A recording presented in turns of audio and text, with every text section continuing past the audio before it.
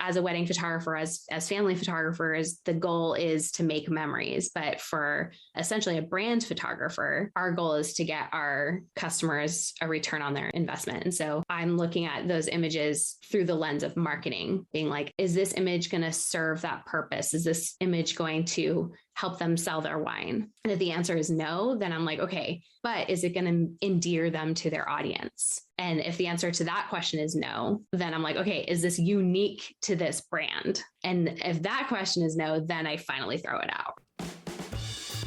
Hey, welcome to the Beginner Photography Podcast, brought to you by CloudSpot, the easiest way to deliver and even sell your photos online. I'm your host, Raymond Hatfield, and each week I interview one of the world's most interesting photographers to learn what it really takes to capture beautiful images and compelling stories so that you can start to do the same. Today, we have an episode from the BPP Vault where we revisit our treasure trove of interviews to offer both new and longtime listeners a chance to uncover the powerful lessons and practical tips to enhance your photography skills. So whether you are listening with fresh ears or a new perspective, remember, there's always something new to learn. In today's interview, we are chatting with winery branding photographer Heather Daenitz about communicating value through story. Heather has a unique niche specializing in photographing branding materials for wineries. Having grown up less than an hour from Napa, which is one of the several hubs for wine in California, I can tell you that there is this energy coming from the vines when the fog rolls in from the ocean in the early morning.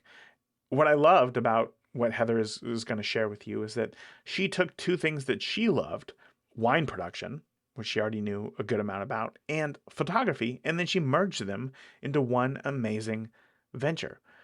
In this interview, listen to Heather's excitement, pay attention to how she approaches storytelling in her images, and how she adapts when things don't necessarily go according to plan.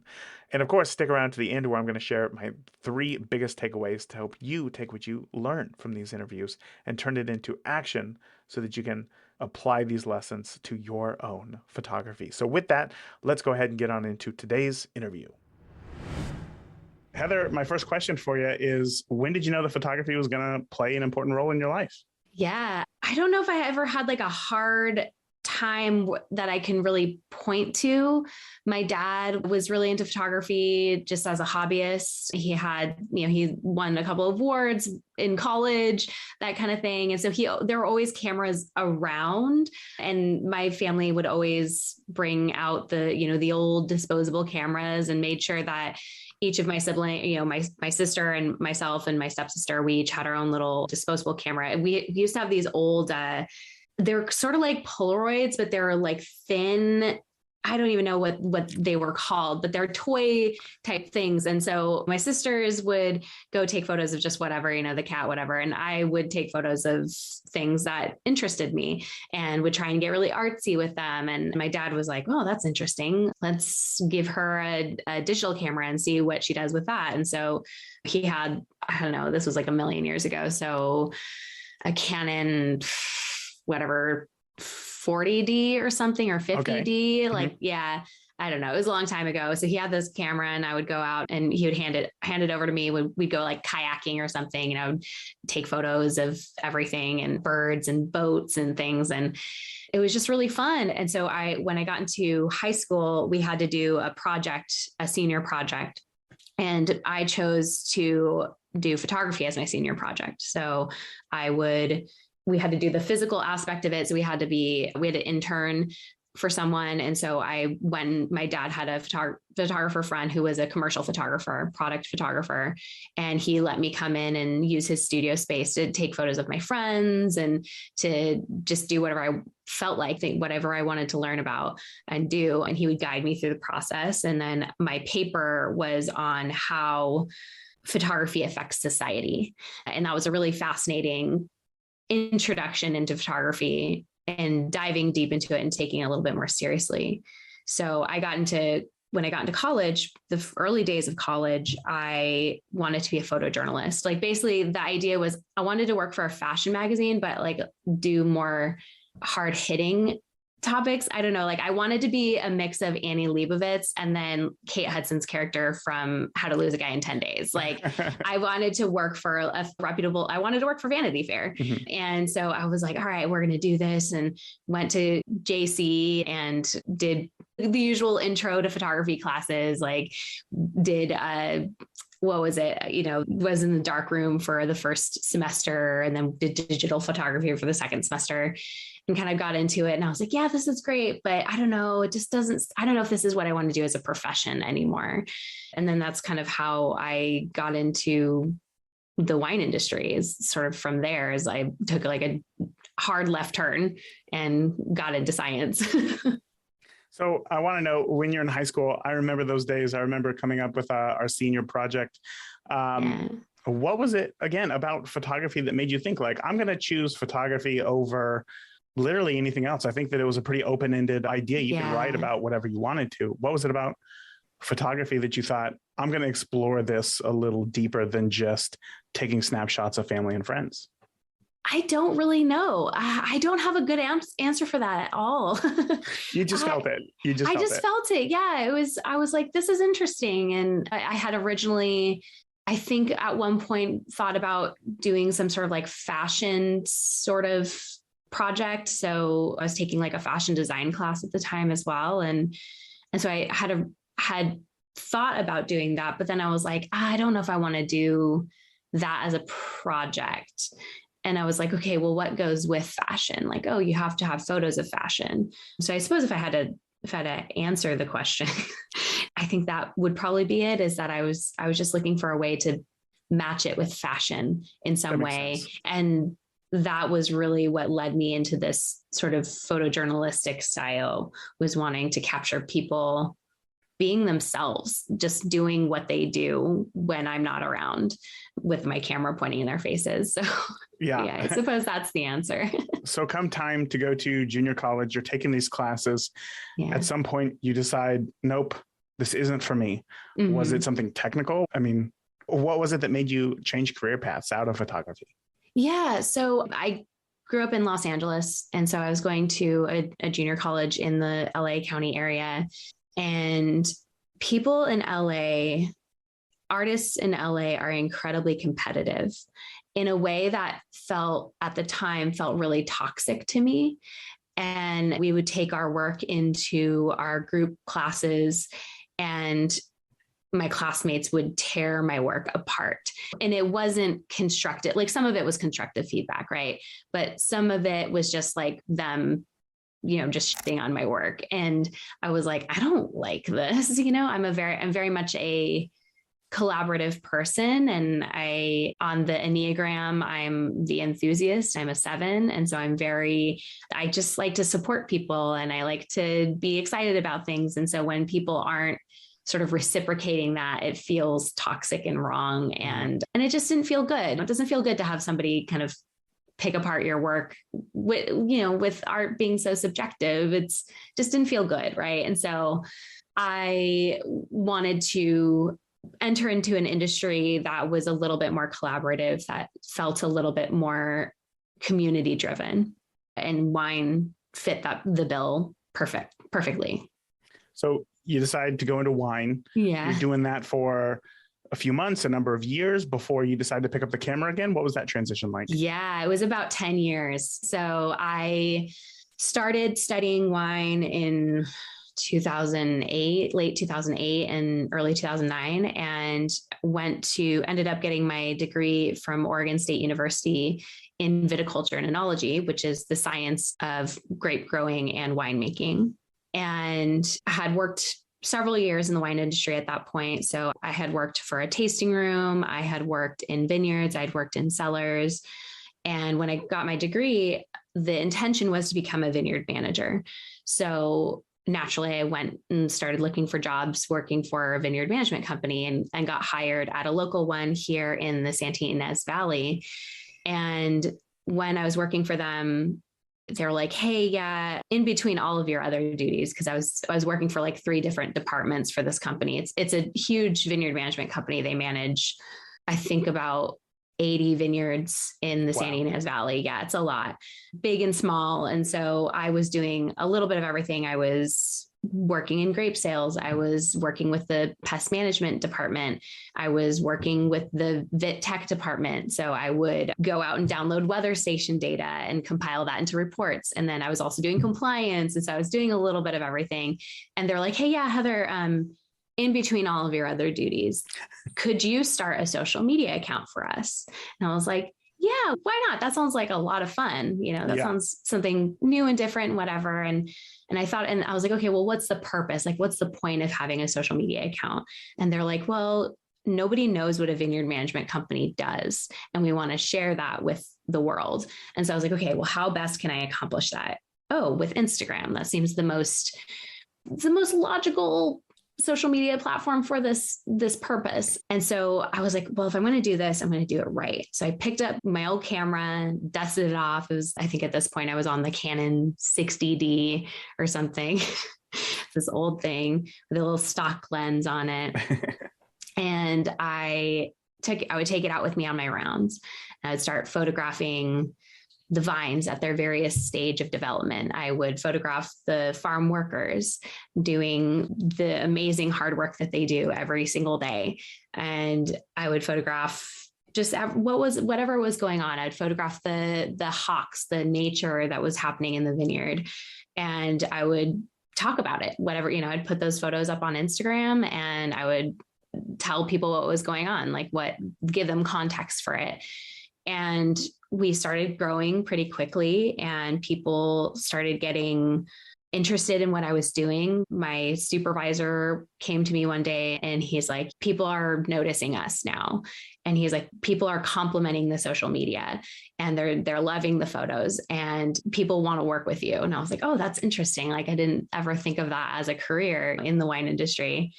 And eventually this was 2017 that I started working for them. So in when was it? Like about 2018, I had a friend, having worked in the wine industry, you make friends with winemakers. And one of my winemaker friends came to me and she's like, hey, I'm having an article written about me by this wine blogger. I don't have any photos to use for that. And I know, she's like, you have a camera. Could you take, that whole line where your friend's like, you have a camera. Can you take some photos of me? Yeah. And I was like, yeah, that sounds great. What would be better than hanging out with one of my really good friends, one of my most awesome, talented friends and take photos of her. And I'm like, great, let's do it. And so got into the winery, took some photos for her, had a whole bunch of fun doing it, and then sent those photos off to this wine blogger. And he came back to me and he was like, these photos are awesome. I'm doing all these articles for these other local winemakers. Can you also photograph them? And I was like, yeah, totally. At this point, I was just learning and I was just having a good time doing it. So I wasn't charging anybody. I was just like doing it for fun. I also had a non-compete clause with the company I was working for. Yeah. So there was that. There's the legal aspect of it as well. And so I started photographing for my friends and for all these awesome winemakers, and people started noticing. And eventually I went to my supervisor, I went to the HR department. I also went to the CFO of the company who was my mentor. And I was like, hey, I'm having a lot of fun doing this. I would love to make this a side hustle. How can we make this work so it doesn't violate this non-compete clause that we have? And they're like, okay, well, I think, since your job title is technically in-house photographer, maybe what we can have you do is like, have it be like a consulting thing. So the winemakers would pay us and then we would pay you. So basically it was sort of like a roundabout way of doing that. And that was, towards the end of 2018. And I was like, yeah, okay, it sounds complicated, but yeah, like anything to keep doing what I want to do. And then like a month or so later, my mentor came to me, and again, she's the CFO of that company. And she was like, hey, listen, you've got something here. This is a really cool thing that you're doing. And I don't want you to feel stopped by this company. Like, I don't want you to feel stifled by it. You could do some really cool stuff. And I was like, you know what? Yeah, I can do some really cool stuff. And so I had that opportunity to leave the vineyard management company and start my own business. And so that's exactly what I did, and started Craft and Cluster in 2019, February of 2019. So it was a pretty short period between being like, I want to do this as a side hustle to like, no, we're going whole hog on it and starting a business. Yeah. Oh my gosh, that has got to be terrifying as somebody who didn't go to school for business, didn't even go to school for photography, just like, well, I guess in junior college, but it's like you already were in this path of in the wine industry of helping and doing marketing for wineries. And now you have to do this entirely new thing. And that has got to feel like really good, right? And one of the questions that I think about often is that there's kind of two schools of thought. It's like you either become the jack of all trades so that you don't get burnt out, or you niche down and become known for that thing. And to me, it sounds like niching down for you was a very natural progression because that's where you already were. Can you talk a little bit more about that, about niching down to, is it to become the person, or is it, I don't know, because you just don't like taking pictures of your family and dog or whatever? Yeah, I think as a lot of photographers do when they first start out, I was afraid. I was like, I knew like it had been tested. So I knew that I could make money photographing winemakers at least, right? And I knew I could make money photographing vineyard companies, but it was the early days. And I was like, I will photograph anyone who will pay me those first couple of months. And so those first couple of months, I did headshots for lawyers. I did some family sessions. I photographed a couple of weddings as a second photographer. Wow. And just did it all. Yeah. And I found that, I wasn't happy doing all those things. And I found that I wasn't growing as quickly as I wanted to. I knew I had the potential to do something really cool here. And I was just like, I felt like I was frittering it away by doing everything. And so I had to make that hard decision. Is about, say like 3 or 4 months into this business, I had to make that really hard decision and say, nope, we're just working with wineries. And, I occasionally will do some family photos and things like that, but only for very specific people. And they're usually people who work in the wine industry. So it's sort of like still within it, but yeah. And so I found that it was much easier to market myself by posting photos of vineyards and wineries. And so those first few months, is me posting like the same photos from like the same 4 sessions that I had done back when I was working for the vineyard management company. Right. And it was a lot of me like driving around Santa Barbara County and just like stopping outside of vineyards and photographing vineyards and posting those photos and then reaching out to winemakers and being like, hi, hello. Do you have a wine writer that's writing an article about you? How long has it been since you've updated your headshot? And most of them were like, oh yeah, it's been 6, it's been like 6 years since like I look like a little baby face. So like maybe we should update to my more rugged appearance. And so it was a lot of kind of legwork doing that. And I found it was so much easier. And I think that's what people need to know when they're getting into photography, right? Is it's going to be tempting to be like, anyone who will hire me, anyone who will pay me money, I will photograph you. But it's so much easier to find the thing that you love. And sometimes, I was fortunate in that I already had tested this and I knew that I loved photographing wineries and winemakers and vineyard people. But sometimes it does take being a jack of all trades to hone in on the one thing that you really, really enjoy. And so I think if anybody is like not really sure what that one thing is, I would encourage them to go look in any photos that they've saved on Instagram or Pinterest or even the photos that they're maybe posting on their own social media platforms for fun, and try and find the things that are popping up most often. And it's like, if you're photographing babies a bunch, or if you're saving a bunch of baby photos, maybe you're a newborn photographer, right? If you're saving a bunch of photos from other wine or other wedding photographers or elopement photographers or something, then maybe that's your niche. And maybe if you find yourself photographing a lot of products, even you're like, man, I love photographing shoes, or like, I love photographing lifestyle or people running or fitness or whatever, then maybe those are the things that you should be niching down to. And once you do that, you can get really, really clear on who you're trying to serve, who you're trying to help. And it just makes it so much easier for you to market yourself. And soon enough, the floodgates will open and all these people will start taking notice of you.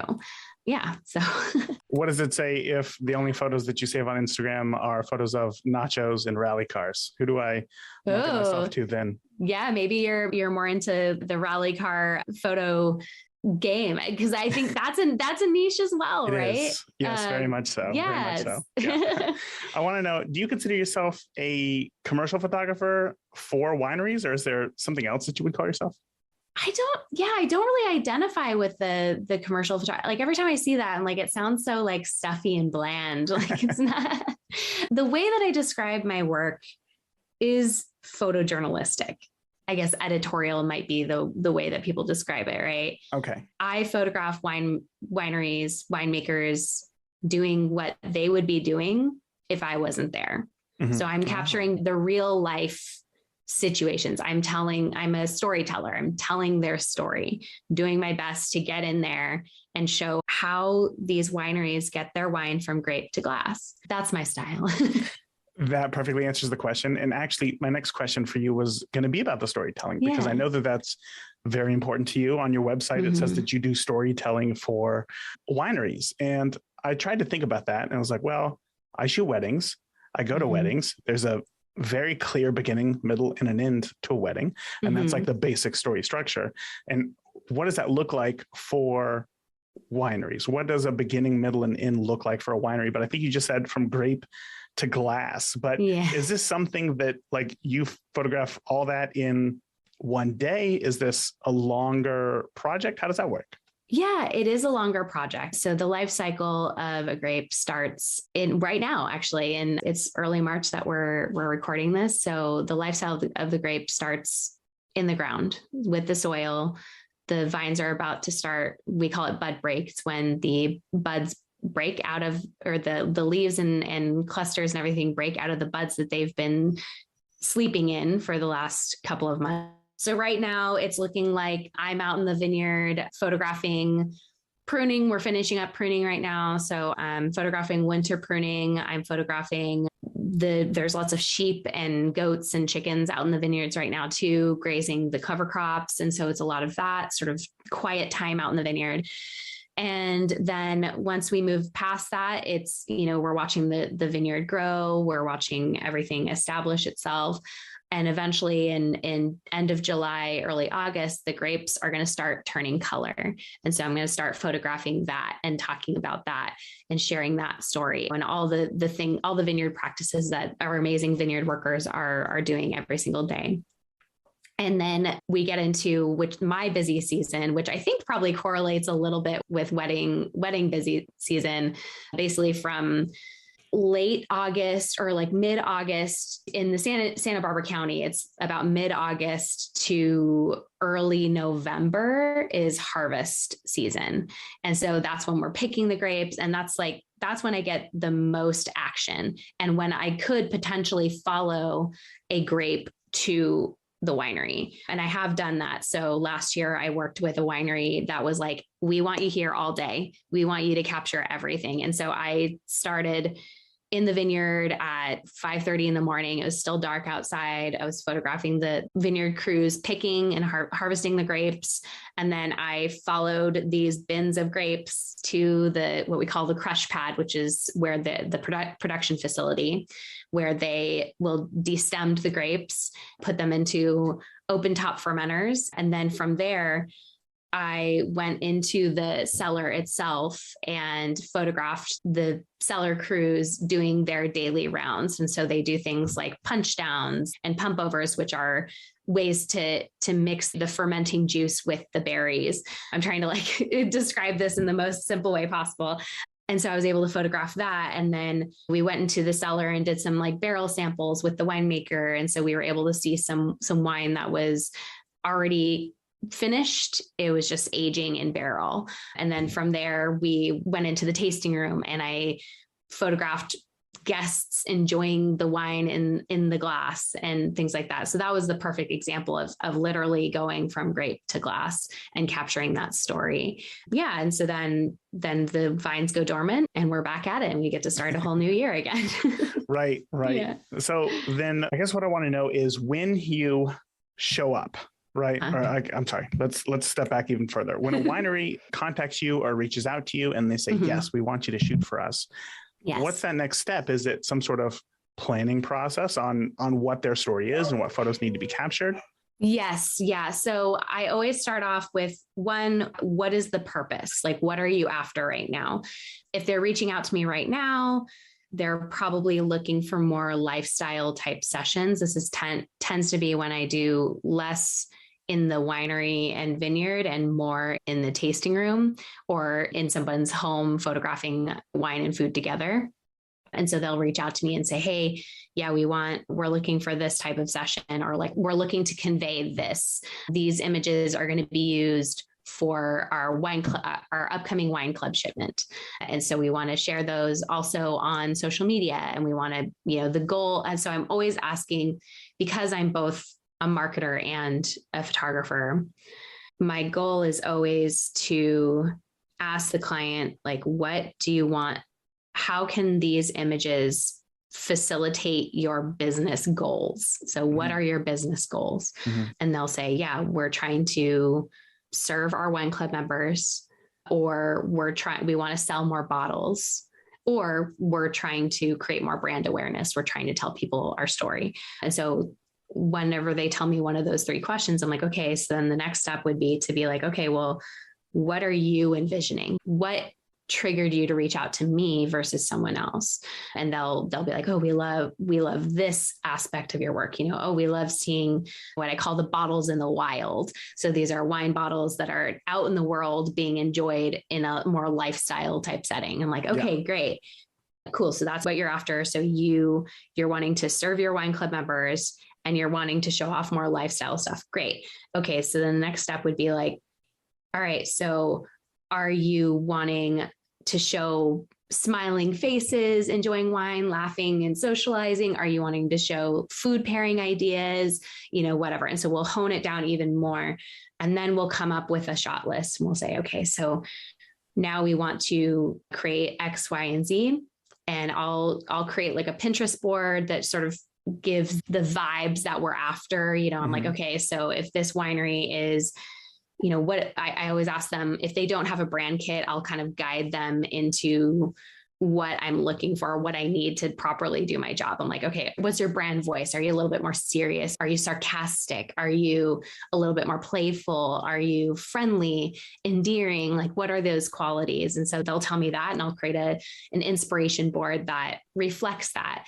And they can add to it as well if they've seen any sort of inspiration type shots that they're like, we would love to sort of create this in a way that makes sense for our brand. They'll put that in there. And so then we have our shot list, we have our inspiration board, and then it's shoot day. And I always have a lot of fun on my shoots. I try not to take it too seriously. I know that there are some photographers who will go out and they are just very like straight faced, and there's nothing wrong with that. But it's, for me, if it's not fun, it's not worth doing. So I'm like, I know I'm going to go have fun with my clients and tease my clients, and we're going to have a bunch of fun. It's going to be great. And yeah, so we get our shots done, and I edit. I have like a specific style. So I try and keep things as true to how I remember it as possible, but like elevate it a little bit. So maybe a little bit more vibrant if that's what the brand is after. Like if the brand is a little bit more fun and exciting and young and hip, whatever, our colors are going to be a lot more bright and vibrant, and the light is going to be a little bit more intense and loud. Like we'll use harsh light in that kind of situation. If the brand is a little bit more serious and kind of moody and sarcastic, we'll set ourselves up in sort of a darker area, and we'll soften the light a little bit, and we'll make it a little bit more dark and mysterious. And yeah. And so we'll do that. And so it all depends on the brand, like you can tell a photo has been captured by me because I have a general style that I stick with, but I work towards what the brand's attitude is, what their mood is, what they're after, their personality. Well, you already pre-answered my next question, which is if a winery said that their brand voice is more sarcastic than it is playful, how does that dictate the images that you shoot? But I think, as you just mentioned there, you don't change who you are as a photographer. It's just the elements that you use to photograph, which would change, in this case, lighting and different specific backgrounds and whatnot. So that makes a lot of sense. So you had this consultation with the winery, you came up with a shot list and you go out there, but you also said that you like to have fun. So I want to know what is the split, but how close to you are shooting the photos on your shot list versus being open and reactionary to whatever's happening in front of you? Yeah, it's both. So the shot list is more of a guide. It's not really like we don't stick to it too closely. A question I like to ask my clients when we start, especially to sort of like kick off the shot list, is like, if something terrible, I always preface it, I'm like, nothing terrible is going to happen. I was like, but if something terrible were to happen and I were to lose every single photo except 5, what 5 would you hope were saved? And that sort of helps to focus their mind a little bit and be like, okay, these are the priorities. So we have to get this, we have to get this, we have to get this, whatever.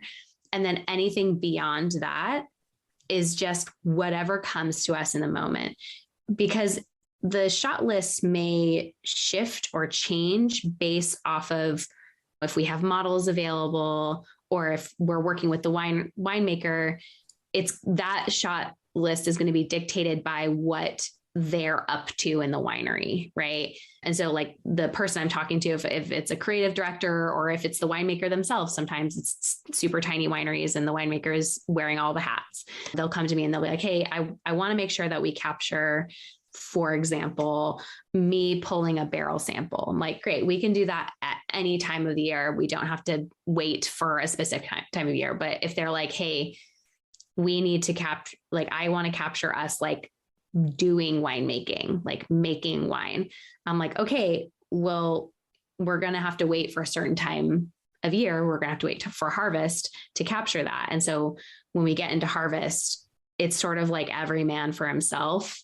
And during harvest, it's chaos. And sometimes the shot list that you had in your head is going to have to change a little bit because of situations. You know, I'll take one client that I had last harvest, for example. We wanted to capture night harvest photos. And so we wanted to capture the grapes actually being picked off the vine, which typically happens when it's dark, because it's cooler. You want to harvest your grapes when it's cool, because otherwise you're going to have elevated sugars or falsely elevated sugars in your grapes. And so it just, and it's also has to do with the amount of energy it takes to cool those grapes back down. Cause you want to start with cold grapes, cold juice, so that you can control the fermentation a little bit. If it's too warm, the fermentation can kick off at the wrong time. Yes. It could maybe not complete fermentation. There's all kinds of stuff that goes with it. So anyway, so we're harvesting, they're like, we want to capture the grapes actually being picked. And I've learned from experience that you really only need like 30 minutes of picking like night harvest photos before they all start looking exactly the same. And so I communicated that. I was like, listen, get me out there at 5:30 when it's still dark so we can capture the grapes being picked, but then we can also capture the sunrise in the vineyard. And so we can do that kind of thing. And then I can follow the grapes to the winery and we can capture sort of all of your other stuff. What happened on this day was the vineyard crews were so awesome and they finished so quickly and they had, of course, the vineyard crews, they didn't know that a photographer was going to be coming. Sure. And so they weren't like sitting around twiddling their thumbs waiting for me. They're like, no, we're going to get in, we're going to get out, and we're going to go back home and go to sleep and rest because we've been working super hard. So when I showed up, the vineyard was complete. It was silent in the way that only vineyards that have no grapes left are silent. um, and so I called up my client. I was like, I think they finished picking, and they're like, shucks, like, dang it, we missed them. And they're like, that's okay. Just like come down to the winery. And like, when the sun comes up, we'll get some like nice landscape photos of the sun rising over the vineyard, which is always beautiful, grapes or no grapes. Yes. And then we can capture like the processing of the grapes. And I was like, great. So I went and like took a nap in my car for an hour, and then like got up and got the sunrise, and then went and down and captured those. So that was an example of a situation where the shot list that we had in mind, which were these epic night harvest photos with like the light from the tractor shining down on these grapes, and these amazing vineyard workers picking and as fast as they can, and all this stuff. So all of that, we weren't able to capture that last year. And so they were like, hey, that's fine. We'll bring you back out next year. We'll get it. And we'll get you a little bit earlier, because this was sort of a last minute photo shoot that happened, and which happens occasionally. Yeah. So now we have a plan for next year, or this year, which is great. But yeah, it was kind of an example of, you just have to be as flexible as you possibly can. You can't, especially in something like wine, like my lifestyle sessions, we can follow the shot list pretty closely, but anything beyond that, I'm like, no, we're going to capture what's really happening. And we'll have a guiding list in our brain to sort of be like, okay, we really want to make sure we capture this. But really, a lot of the times the shot list is more feeling versus specific shots. So we want to convey this feeling, or we want to make sure that we're capturing our winemaker in their element. And I was like, well, what does that mean? That can mean anything, right? Of course. And so my job is to come on site and just watch them. And so a lot of times I've been in this industry for over 10 years now. And I've worked most of that time in Santa Barbara wine country. And it's a very close-knit community, kind of going back to that, where I didn't like the competition, but I loved the community. The wine industry it's a very close-knit community. Everybody helps everybody. And so everybody also knows everybody, which can be a little bit incestuous sometimes. It's like, we sort of know everybody. If you don't know someone, you know of them. And so I often know my clients before I've photographed them, or I know them by reputation. So it's a pretty quick process of me like watching them and being like, okay, this is who you are when you're working. Great. Now we're going to capture that. Sometimes it's somebody brand new who I've never worked with a day in my life before. And so, or I've never like heard of their wine or whatever, or maybe they're a new winemaker. And so what I'll do is I'll go out and I'll taste their wine first, or I'll just do as much internet research as I can. And then I like to show up a good 30 minutes before the shoot is due to start. And so sure. I'll just observe and see who they are. And I find that also helps kind of calm people down, because these are not people who are comfortable being photographed. They're very modest people for the most part. And so it's just getting them used to the idea of me being there. I get that. And that's got to be great with it being such a close community, being able to essentially kind of already go in with a game plan before making anything official, right? Because that makes it look like you're a whole lot more efficient, of course, in your photography and the photos that you capture. So from a business perspective, is what you do, are you like on a retainer? Is this like a contract thing? Is this like a season thing? I'll shoot your winery for a season, or is this, you want me to come back out and photograph grapes, I'll come out and then that's it, the end? How does that work? Yeah. In the early days, it was a lot of kind of one and done sessions, because I hadn't quite learned how to communicate effectively what I was offering and how I could be beneficial to them. But now these days, it's very much retainer work. So I have a couple different packages. I do have like single campaign packages, which people are welcome to do. And yeah, so I have a 1 hour session, and then I have a 3 hour session that are one-off. And then I have what I call my magnum session, which is essentially a retainer. I call it a punch card. So they pay for 3 3-hour sessions, and they get a good rate. So my standard, what I call my standard session, which is a single one-off 3-hour session, is $1,000.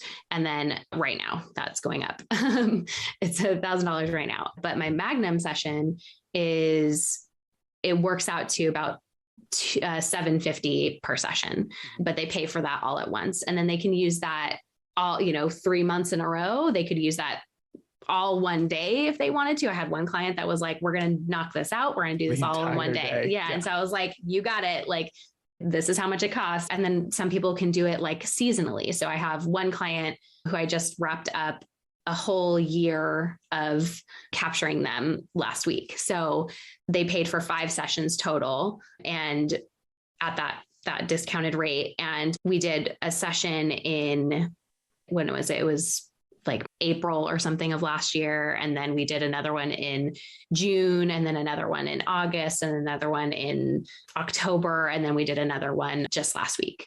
Mm-hmm. And so we really captured every season of winemaking and vineyard work.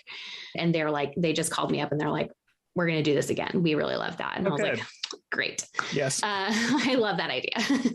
So yeah, most of my clients these days choose the Magnum package, the punch card method. And we talk through it. I'm like, okay, so what are you hoping to accomplish? Okay, you want to do some lifestyle, you want to do a lifestyle session, you want to use one of the sessions to show like in the winery, and then you want to have one session that's out in the vineyard. Okay, well, the vineyard session should be done in June or July, because that's when all the foliage it's beautiful. It's lush. Like you're starting to get some grapes, but they're smaller right now. But so all the energy is going into photosynthesizing right now. And so the canopy looks amazing. So you want these like landscape shots in the vineyard. That's what we want to capture. And then, okay, you want some winery shots. So your best option for that is in the middle of harvest, because that's when we can get a nice wide variety of what's going on in the winery. And then lifestyle shots, whenever, it doesn't really matter. Like we can do that whenever you want. And it's typically right now, since everything's pretty quiet in the vineyard, we typically do our lifestyle type sessions from like January to March-ish. So yeah, a little bit of both. And I think that broke it down perfectly. Obviously, with a business like this, where the end product does take such a long time to produce, I think that's got to be the best way to do it, especially when you're working for another business. Things change. Mm-hmm. They want some updated photos. I love that. Yeah. I want to know, when it comes to these 3-hour sessions that you're doing, regardless of what it is, lifestyle, being out in the field, harvest, whatever it is, if you had to guess, how many images would you say that you take during each session, and then how many images are actually delivered? Yeah. So, okay, this is hysterical. When I first started this business, I didn't charge by my time. I didn't charge by the hour. I actually my packages were set up by image delivery. Oh. So my smallest package was 10 images. My medium package was 25 images. And then my big package was 75 images. And what I found was I'm an under promiser, over deliver. Of course. Big time. I see no point. Like if I took 50 awesome photos in a session that we were supposed to capture 10, I see no point in not delivering those photos. And there were some times where and I'm hearing like some other photographers being like, that's a terrible way to run your business. You should be making money off of those. I'm like, no, like this works for me. I love these people. They should have these images. What am I going to do with them? Right.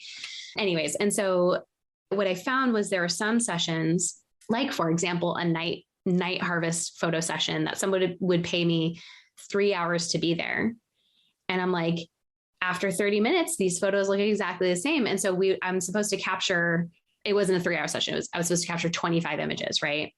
And I would be there for 15 minutes. Hours. Oh, yeah, no, I would be there for hours, because I'm like, it's so hard to find like so many different ways to capture 25 unique images. So I would be there for like 3, 4, 5 hours. And I'm like, I'm losing out of money on this. But then I had some sessions like in the cellar, where in the middle of harvest, where they paid for an hour, or not an hour, they paid for 10 images, right? They're like, we need 10 unique images. I would be there for like half an hour and I would capture 10 unique images. And then I'd be like, I'm done. Yeah. And I'm like, I guess I'll leave. I don't know. And I'm like, no, this isn't fair to them. Like they, like I should be, I don't know. And so it just felt like there were some days where some sessions I was losing money because I was like having to be there for so long just to capture the minimum required images. Right. And then there were some places that I would end up capturing so many images that it was hard to narrow them down. Right. And so I was like, okay, how can I make this better for both myself and my client? I was like, we're going to set these packages up by time. And I will promise a minimum amount of images in that time, but I will 1000% deliver way more. Of course. And so, yeah, so I would say for my 1 hour sessions, again, depending on the session, I promise 15 images.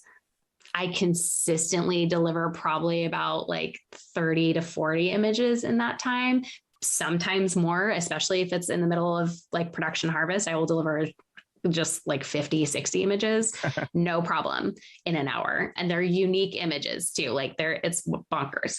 And then with my 3 hour sessions, I typically promise about 40 images. But again, especially during those like big sessions, I will end up delivering a lot more. Yeah. Yeah. I think really what I'm just trying to figure out here is like, because, at a wedding, I go and I will just shoot all day and I will come back with thousands of images and, you deliver only a fraction of that. Right. I want to know, what elements are you looking for in an image to like during that culling process to determine whether or not that's going to be a photo that you're going to deliver?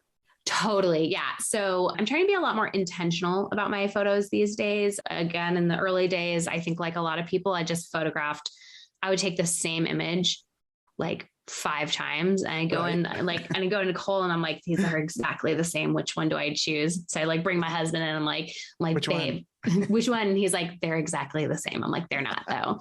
And he's like, no, they are. And so, yeah, I'm trying to be more intentional now about my images, which I think is just a sign of like maturing as a photographer. Right. But what I'm looking for is the lighting right. The challenge with what I do is I'm often swapping between going from a vineyard to, talking about that one day that I was out in the vineyard or out there all day photographing. I started, it was night photography, night harvest, sunrise, under like still outside, but in the shade. And then in the cellar, which is really dark and the lighting's weird. And then going into the tasting room from there and then into the tasting room courtyard. So I'm like moving in a bunch of different lighting scenarios. And so usually those, like, you can tell those transitionary photos in between each location, they're really awkward and weird because it's me trying to dial in, the Kelvin right and really get everything right so that it looks as close to what I remember as possible in camera. And so I typically, those first few images, I typically throw them away, or, I don't throw them away, but like I'll cull them. I keep all of my images, even the ones that I cull, even the like really blurry ones. Cause I'm like, I don't know, maybe that'll be a style that I can go back and mess around with, and learn from. But anyway, so those are typically the ones I'll cull, and then I'll put them in. I do like 3 separate culling processes. So I'll do my initial cull through like photo mechanic, just do a quick, like, that's blurry, that's blurry, that's blurry, that's blurry. And then what I culled, I'll do a second cull. So I'll be like, clearly I couldn't decide when I was doing my quick cull, I couldn't decide between 2 identical photos. And so then I'll stare at them for like a minute and I'm like, okay, which one looks better? Like which one, if I want to have to like, maybe is the horizon more level on this one? I don't know which one's telling a better story. And then I'll do that second cull. And then once I get it into Lightroom, I'll start doing my edits. And as I'm editing, I'll notice some photos that I'm like, this isn't quite, or like, I've already told this story, like this photo, I feel like I already edited like this similar type of photo, similar story that I'm trying to tell with this image, like 10 photos ago. And so I'll like kind of choose between those 2 images. And then, I'll go through and edit a little bit more. And then once I'll put them up in the gallery to deliver the images. And I'll do like one final walkthrough where I'm like, is this really necessary? Do they really need this image? Is this going to make it, am I overwhelming them with options? So the things that I'm looking for is the lighting okay? Does it make sense for the brand? some brands that are a little bit more serious, they don't like cheersing photos. Sure. And so like if for some reason a cheers sort of like snuck in there, I'm like, oh, they don't need that. So I'll cut that out. Right. As well as like, is this image going to serve their business? Is this going to get them an ROI? Right. As a wedding photographer, as family photographers, the goal is to make memories. But for essentially a brand photographer, our goal is to get our customers a return on their investment, our clients a return on their investment. And so I'm looking at those images through the lens of marketing at that point as well, being like, is this image going to serve that purpose? Is this image going to help them sell their wine? And if the answer is no, then I'm like, okay, so it's not going to help them sell their wine, but is it going to endear them to their audience? And if the answer to that question is no, then I'm like, okay, is this unique to this brand?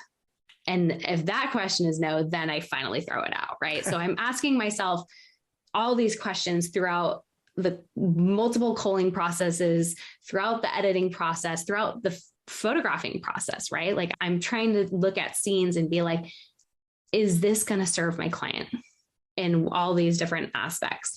And if the answer is no, then it either doesn't get captured, or if it gets captured just in case, it usually gets cold. So that is an exhausting decision tree that you have to go through for every single photo. My goodness. Yeah. But, obviously at the end of the day, your clients love the photos. If they're going to want to re-up and then say, let's do it again next year, that's got to be a testament to what it is that you provide for them. So it's obviously working. Heather, I know that we are at the end of our time here.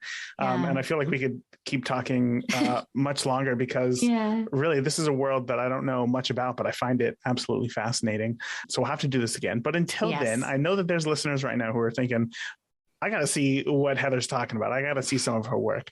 Can you share where listeners can find you and follow your work online?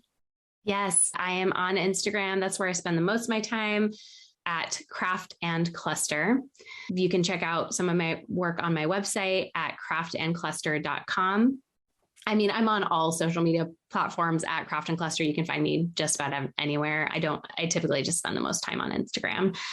And I am going to be working on, this maybe doesn't quite apply to your audience, but I am working on creating a membership program for wine brands to learn how to market their wine on Instagram. But I feel like everything that I teach is transferable to any industry. So if one of your listeners is having trouble with marketing themselves on Instagram, they're welcome to join this membership program. And we're going to walk through how every possible thing that you would need to know about how to market on Instagram.